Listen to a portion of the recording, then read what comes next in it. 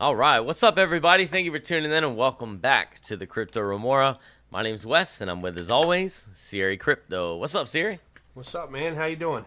Man, we are doing good, brother. Doing good, man. How you feeling? I'm feeling pretty good, man. Feeling pretty good. We should be worried right now, but I'm not real worried. We're still holding above 25. I mean, I think the meme hype.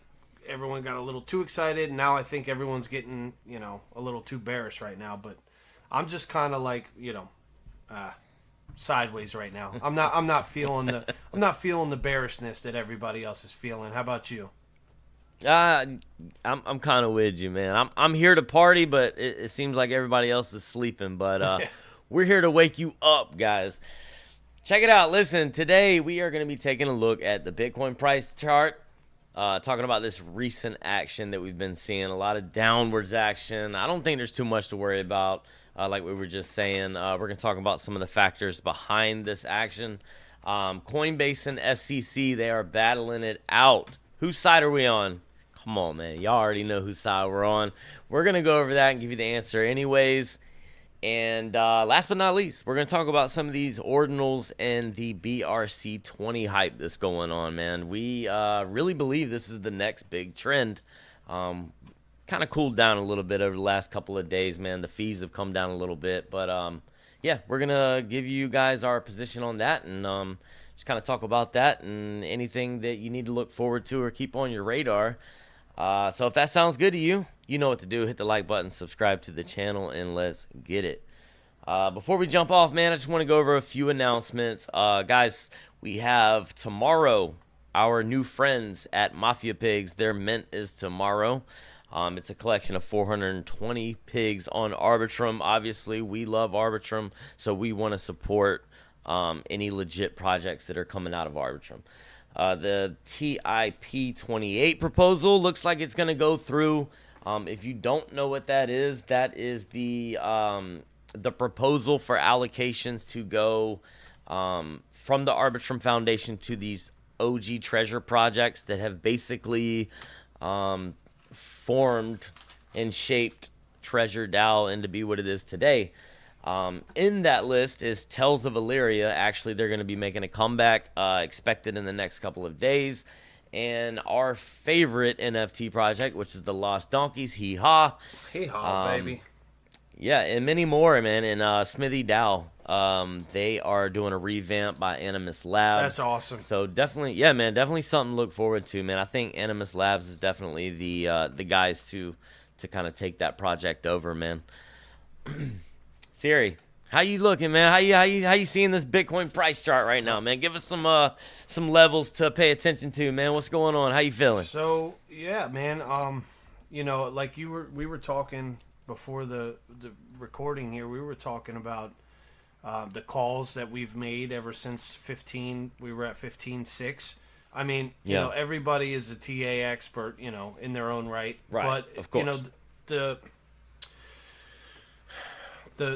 The bottom line of what we told you guys, when it's easy to say something after it happened, but when you're in the heat, when you're in the moment, that's what makes you a good technical analyst. If you can control your emotions and not say, oh my god, we're gonna crash, or go, oh my god, we're never gonna fall. It's like, those are emotions, and if you can get rid of your emotions and trade with technical analysis coupled with macro analysis coupled with a little bit of your gut. It's good to use your gut when you're trading too, but me and you both, and you have your own opinion, I have my own opinion, but we just happen to both agree, what was it? I guess it was not even a month ago when Bitcoin was at 15,000.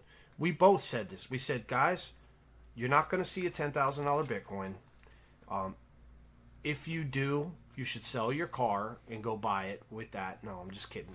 But all BS aside, we both said that, and a lot of influencers, a lot of people, not the ones we watch. We watch fairly good ones, so they weren't really calling for 10K either. But a lot of these guys on YouTube, you guys got to understand, that's all they do. They're trying to get clicks, right? So what they do is they'll put a video out that's like, oh my God, we're gonna go to 10K, and they purposely try to get those views. We're not gonna do that. I mean, we're gonna put out what we really think. We said it was at 15K. We said this is the bottom, and then we rallied up to $30,000. We're having a pullback to 26. Let's not look into it too much more than what it is. The bottom line is we just came from 15,000. We went up to 30,000. We're having a small cool off. We're down at 26. I don't want to make more, Fibonacci levels and all this crap. You don't need it. Zoom out. Look at the all-time chart right now is a good thing to do. That's what I'm on. I'm looking at the maximum chart. And if you can see, the last time we were at this level was right after we dropped from 67,000. We dropped all the way down, and then we had one more little pullback up, and then we had that massive drop down to 29,000, 30,000. So technically we're under that level, but it's not under enough to have me concerned thinking we're going back to the next level's 24,600. I mean, there's that kind of point of control. Yeah, there's people calling for that, but the way I do it is the way I would look at stocks when I first started trading. It's like, you got to understand, whales in stocks do the same thing. They love big even numbers. Big even numbers are 25, even though it's an odd number. 25 is a big even. 50 is a big even. 100 is what they call a big even in the stock market. And investors like that, because if they have 100 coins and they bought them at $25, in their head they know exactly their price they got into. So the big evens is what you got to look out for. But if we're trading at 26,000, I got news for you. That's slightly above 25,000, which is a big even. So they're not going to let it sit right at 25,000, because the market makers, they feed off of fear and greed. So I think that's where we're at. I don't think we're going to get a drop to 20. Put it this way. If we do, I think it's going to be a macro thing. I think it's going to be a black swan type thing just to get one more little greedy drop. But I'm chilling right here. I don't see us breaking below it. I'm not saying we couldn't, but I'm more so eyeing that $31,000 level again. I think this next time we come up to it, we're going to blast through it. So that's where I'm at. On the bearish side, yeah, we could see 20,000 again, but I don't know. It's going to take some serious stuff, which there's plenty of serious stuff going on in the world. That's for damn sure. So I don't really want to make a call right now, but other than accumulate, that's my call. Accumulation mode, still the same as a month ago. So that's what I'm seeing. What are you seeing? I got you, man. I'm right there with you, dude. We are at that level after the Terra Luna crash. We kind of wicked down to, I want to say, 25, man. After the Terra Luna crash, wicked down to 25, came back up, back up around 30, had a hard bounce after that Terra Luna crash, dude. Hard bounce, and then we're in this range, dude. I actually have a channel going all the way across my screen, and we are, just kind of ranging right there. I'm with you, man. If we stay above 25, I'm good, man. Like, we're still in our uptrend. So I'm feeling good, man. I mean, they said that Arkham, dude, again, this name keeps popping up, Arkham. Apparently, they came out again and said that the U.S. government was selling their Bitcoin. But apparently I saw that. Yeah, apparently that was not true. So that's where we had that little panic with wick down yesterday or the day before. And we kind of fell and hit that support, around 26.7 earlier today, I believe it was. And like you said, if you zoom out and you're looking at this range right here, there's a lot of volume and a lot of price action right here in this range. I think we're sitting comfortable right here, and I'm looking, if we fall through 25.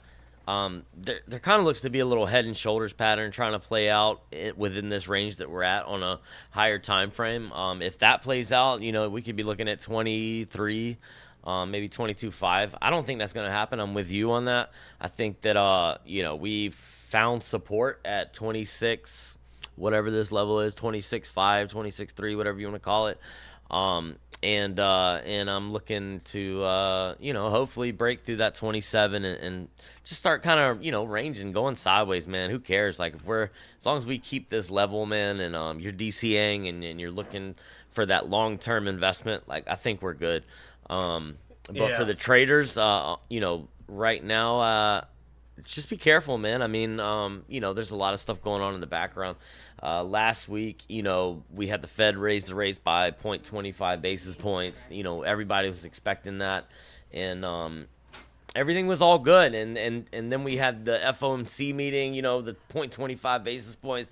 Powell said everything was good, and the banks were, quote, safe and sound. And then Pac West, they came out and tweeted something about, exploring strategic options or whatever, and that made, investors panic, and they sold off, and it just kind of makes us look like we don't know what the hell we're doing, man. I know Jerome Powell, he's kind of, in a, between a rock and a hard place, but like, don't say stuff like that if you know they're not true, man. The banks are not safe and sound, obviously, man. And there's been plenty more in the background, Signature Bank, SVB, Washington Federal, Allied, First Republic, like so many. I think it's up around 30 banks now that have collapsed or is like in very deep trouble. Despite all that, I think Bitcoin looks healthy, man. Despite the recent events, I do think people and investors, they're looking for alternative assets to put their money in, man, to hedge against the risks that are coming with these banks. They're finally starting to open their eyes and look and see. All right, now it's time to take some of these digital assets a little bit more serious, Bitcoin more serious, because the banks isn't where it's at, and it's not, man. And I think it's great, man. It's great for the industry, man, for people to start opening their eyes, man, and seeing that there are other options, man. So I'm feeling good, dude. Despite all that, man, I'm feeling good. Yeah, so while you were just talking there, I was kind of looking at this chart too, and it reminded me when you were saying your level, because we were talking, okay, 25, that big even. There is a level on the 1 year chart that is popping up more than once, which is perfectly at $24,400. Okay. Yep, I'm right there. And then $24,700, right? So that's just under that big even. So from a charting perspective, just real quick, and then we'll move on to the main topic. From a charting perspective, I could see it now on the 1 year chart. I could see us possibly coming down to retest that as support, and that would not be a bad thing. That would be beautiful, actually. If it did come down and retest 24,000, let's just call it 24,700. 24,400 to 24,700. If we were to bust down below 25,000, it would probably only be a wick and come down and hit that 24,400, 700 range. I think that would actually be really bullish, because then that's flipping old resistance as support, that's classic. You want to see that. So yeah, I'm with you, man. Let's not overanalyze it. We're going sideways.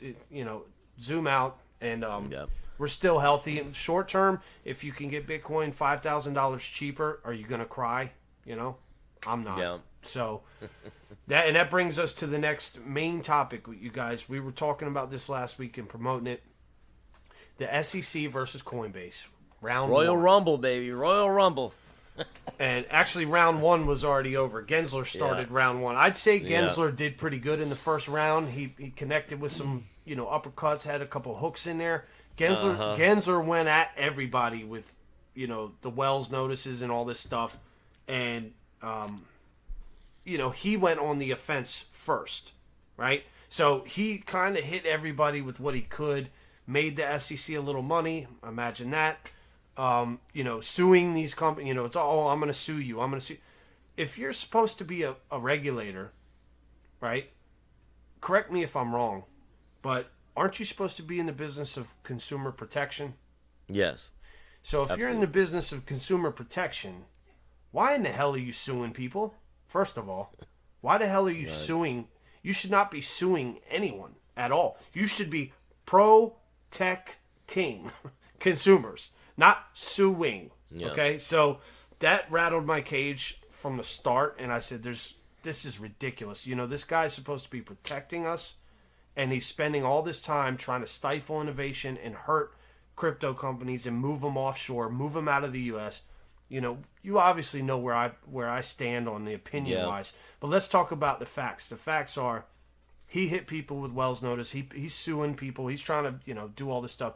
Now, in good form, Brian Armstrong from Coinbase stood up to him, said, all right, we're going to sue you. But the thing that worries me is you're asking for permission for something that's supposed to be permissionless, you guys. Yeah. At the end of the day, I'm a DeFi maxi just like Chico. It's DeFi maxi.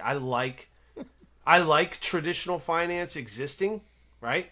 But I love decentralized finance existing. So I believe you could go either way. If you're a boomer or if you like the classic system, you should be able to do that. If you're an American citizen, if you're a citizen anywhere in the world, and it's your money, you should have the right to use a decentralized technology and do what the hell you want with it. So Brian Armstrong is kind of going at Gensler in the wrong way, in my opinion, because he's saying, hey, he's forcing the SEC to say, give us your definition of whether Ethereum is a security or not. That's his move. That's his chess move, right? Is it the best chess move in the world? I don't think so, because he's already been approved to list and sell tokens and all this stuff. Why are you... It's almost like a backtrack, forcing Gary to answer the question. I don't know. I don't think it was the smartest move. I don't know what the hell would be at this point, but I don't know, man. What are your thoughts on that? Do you think he could have had a better strategy other than just asking, hey, Daddy Gensler, is it a security or not a security? Like, what do you think about that? Well, I think Gensler's already been put on that stage, man. And when they were in the Congress or whatever, when they were doing they had Gary Gensler in there, grilling him. They were asking him, so what do you consider Ethereum to be? And he couldn't answer the question. Right. I think that he kind of set himself up for that, and Brian Armstrong just played off of that card. Okay, I see what you're saying. He's just using it as a rebound. Hey, man, you couldn't even answer the question in front of Congress and in front of the committee, and give us an answer. I feel like Coinbase has kind of made their brand. Their brand is regulatory compliance and transparency. Coinbase is one of the... they are a regulated, open traded company on the stock market. Like, I know. You know what I'm saying, dude? It's like crazy. They approved Coinbase to do and conduct business in the United States. Right. And now they're hitting them with Wells notices and come on, man. What do you want these guys to do, man? Be clear. Don't just randomly come at them, with a Wells notice and then not expect anybody else to come back at you. And I get it. There's been people. Who's the guy from Shark Tank? What's his name? Kevin O'Leary. Yeah, Kevin O'Leary, and he's, he went on record saying that that he thought that Coinbase's strategy was stupid because investors and these sovereign wealth funds and all that stuff are watching, and it's not a smart move to come after the the regulators, because it's just not a good look on you. But it's not. I don't see it as Coinbase coming after the regulators. The regulators were coming after him after they're already a regulated, publicly traded company on the stock market. But I will say, I was seeing something earlier. The U.S. Chamber of Commerce is actually backing Coinbase. An article that just came out on Yahoo Finance is saying that the U.S. Chamber of Commerce called out the SEC today, actually, and was slamming them towards their approach on towards digital assets. And that's like one of the largest business organizations in the world, kind of standing behind Coinbase. So honestly, I think that says a lot, man. I think that says a lot, dude.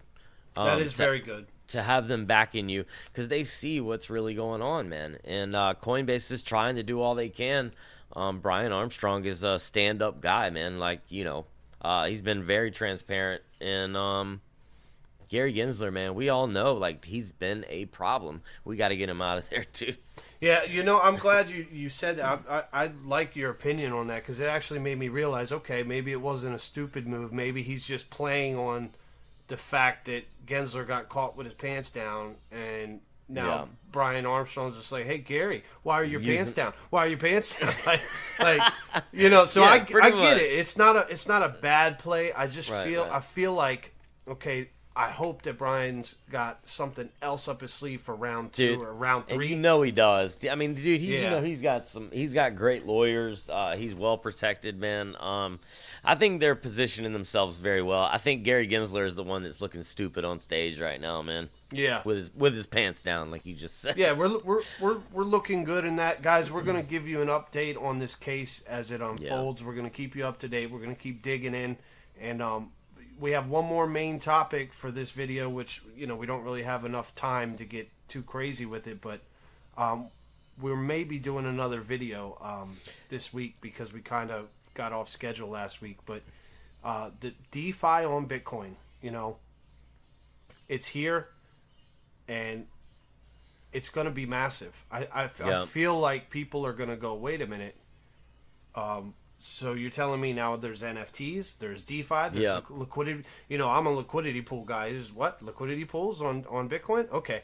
So Oshi and Ordi, and credit where credit's due. We saw it from the alpha. Mr. Chico put it out, and the minute he put the video out, I was like, oh my God, what is this? And I couldn't transfer my Bitcoin from Robinhood or Crypto.com. It wouldn't let me transfer to the wallet, so I missed that. I missed out on that a little bit, but I still feel like it's only been a couple weeks. Yeah, this is early, man. But crypto is crypto's so fast that it's like if you're like a couple hours late to the party, you're like, all right, that's it, I give up. Like, but if you, it's still early. It's still early enough to get into Ordi and Oshi. And now, dude, there's like literally like 200, 300, 400. Like, they're growing every day.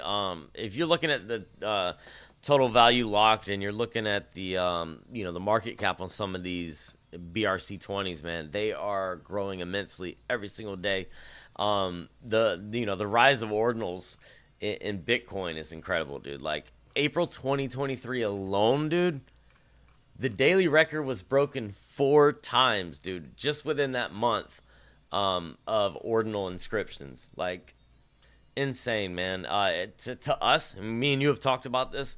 I mean, that's a clear indication that this is, the popularity in ordinals is definitely growing among users, man. And it's really cool to witness, man. Like, we're sitting here watching a piece of history happen. Like, absolutely, this literally just happened, man. The Taproot enabled this. I guess there was some guy, Dormo or something, that kind of created the ordinals or whatever. But I just want to know your input on Michael Saylor, man. And hold on, before you give me your answer, I do want to say, because I do know your take. And he's actually on board for it, which probably surprises a lot of people, but he's taken the stance like I've heard you take, Sierra, and that's basically just sum it up. Like if you own a block of gold, you have a bar of gold. That's a bar of gold, right? If you want to freaking chisel a picture into it, or you want to paint it, or whatever you want to do to that block of gold, that's your gold, and it still carries that value because it's still a block of gold. And I love that thought process of, you know, kind of how you see it too, man. And I think Michael Saylor sees it the same way that you do. So yeah, man, I think that is a good way to look at it, man. It's still a valuable asset, either whether you paint it or well, no matter what you do with it, man, it's still a valuable block of gold. Just real quick, you know, the only thing I say it like that, it doesn't really matter either way because I see Bitcoin as digital gold. So if you buy the Bitcoin, it just like you said, you know, you take a ring, you engrave your girl's name on it, or you paint a picture on it, you know, your jewelry. You can wear gold. It's the same kind of thing. The thing that I'm very curious to see what unfolds, and we're going to wrap it up here after this, but is if you take the Bitcoin, right, and you got these BRC20 DeFi tokens, like, how in the hell is that arbitrage going to work? Like, how is it if you're using Bitcoin, right, and it is, like, how is it going to be more valuable than the Bitcoin? Like, you know what I'm trying to say? Like, if the NFTs are made out of Bitcoin, which is I think how they work, it's like literally you could accidentally send your NFT to somebody by sending the wrong sats. Like the thing that confuses me is how in the hell are these DeFi tokens, these BRC20s?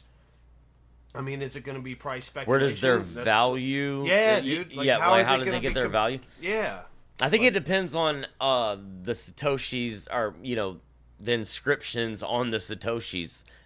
You know, it's something that could be just. It's something we definitely have to dig into more. Yeah, we're gonna dig into this, guys, for sure. Maybe we'll do a special episode. We're talking about doing our weekly episode every week, and then like doing a special or a quick market update or something once a week. Also, we're hoping we can jump on the grind, man, and start getting these videos out to you guys so you stay up to date on everything that's going on. We got a lot more to talk about. We're at 26 minutes right now, but we got a lot more to talk about. So maybe we'll even film. Man. Yeah, maybe we'll even film another little short one tonight, man, because we were behind last week. But maybe. I mean, Club Pepe giveaway. We are doing that, guys. By the way, Wes is gonna put the tweet out. I'll put the tweet out tonight. What are we doing? Well, I think we're just gonna do Twitter picker like we always do, right? Yeah. What do they got to do though? Probably just like and follow Club Pepe, like and follow us, subscribe to us. You guys, it really does help us if you go on YouTube and subscribe to our channel, turn your notifications on. We don't like to shill that, but that really pumps our videos out there. That gets us that helps grow us, and we got about 700 followers or so on Twitter. We got about 150 subscribers right now on YouTube, so we're still in our infant stage of trying to grow the channel. So, yeah, that'll really help. But that's probably not going to be a requirement. You just got to like Club Pepe, probably Puff Dow, and Crypto Remora, and follow Wes and I, and that's all you got to do to enter. So we're not going to make it too difficult, man. We just have a bunch of these that we need to kind of get rid of, man, and why not giving them away to you guys? But yeah, we'll put the details out. I'll send a tweet out tonight and put some details on it, man. It'll be the like, tag, retweet, and get you a Club Pepe, man. Pepes are hot, so why not get you one? And cheaper on Arbitrum. That's right. All right, man. Anything else you want to add before that's it, wrap it up? We're good. All right, guys. Thank you so much for tuning in. Make sure you hit the like button, subscribe to the channel. Much love to the Arbonauts, and until next time, peace out.